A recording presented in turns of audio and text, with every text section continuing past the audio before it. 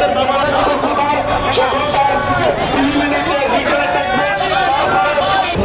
কারণ একটাই 1971 সালে বঙ্গবন্ধুর ডাকে স্বাধীন করেছি।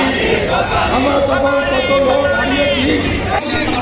আমাদের সরকারকে, মুক্তিযুদ্ধের সরকারকে, যারা রাজপথে রাজাকার পরিচয় দিয়ে নেমেছে, এক নম্বরে তাদের পরিচয় গোয়েন্দা সংস্থাকে বাড়া দিয়েছে। হাজার হাজার মুক্তিযোদ্ধারা আজকেও বিছানায় কাটাচ্ছে।